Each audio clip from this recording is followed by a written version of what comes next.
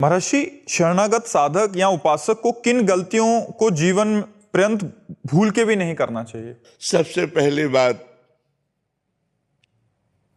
अगर गृहस्थ है तो अपनी पत्नी के सिवा किसी और माता बहन की तरफ गंदी दृष्टि न करे, गलत भावना न करे। और विरक्त है तो संपूर्ण जगत की स्त्रियों से मात्र भाव रखे, कभी भोग्या भाव न रखे। यदि भोग्या भाव रखेगा तो वो भ्रष्ट हो जाएगा और वो भगवान का भक्त नहीं कहा जाएगा, वो भगवान का शरणागत नहीं माना जाएगा। दूसरी बात, रसेंद्री के द्वारा हम वही पदार्थ पाएंगे जो शास्त्र आज्ञा करता है। मनमानी पदार्थ हम नहीं पा सकते।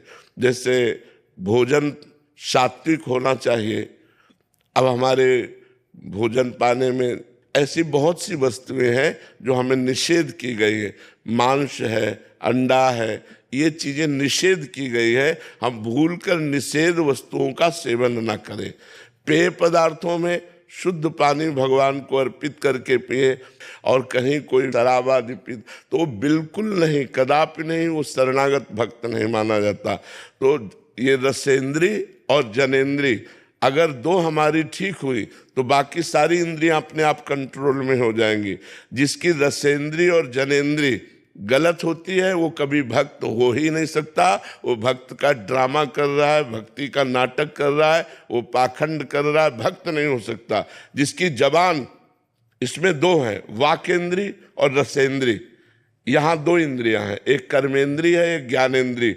ज्ञानेंद्री रसेंद्री जो रस का स्वाद लेती है, और कर्मेंद्री जो बोलती है। तो हमारी भाषा बहुत ठीक होनी चाहिए। भक्ति की भाषा सत्य, मृदु और हितकर होनी चाहिए। कठोर, किसी की निंदा या गाली गलौज ऐसे शब्द नहीं होने चाहिए। और रसेंद्री में भगवद अर्पित किया हुआ सात्विक भोजन पाना चाहिए। श्रवणेंद्री से किसी की निंदा नहीं सुननी चाहिए, भगवान की चर्चा सुननी चाहिए, अच्छी बातें सुननी चाहिए। नेत्रेंद्री से हम सबको भगवत स्वरूप देखें, मोबाइल आदि से गंदी बातें न देखें, गंदे सीरियल न देखें जिससे हमारा मनोविकार बढ़ करके हमको भ्रष्ट कर दे। ऐसा हम कोई आचरण न करें। श्री कृष्ण अनुकूलेन प्रतिकूलस्य विसर्जनम, भगवान के अनुकूल चलना है। भगवान के प्रतिकूल खान पान व्यवहार आचरण ये सब हमको त्याग देने हैं। और सावधानी सबसे बड़ी ये रखनी है कि हमको 1 मिनट के लिए भी भगवान को नहीं भूलना है। क्यों? क्योंकि मृत्यु हमारे जीवन के साथ है। पता नहीं कब हमारा शरीर छूट जाए, और उस समय हम भगवान का चिंतन ना कर रहे हों और हमारा शरीर छूट गया तो फिर जहाँ चिंतन होगा वहीं हमारा जन्म हो जाएगा।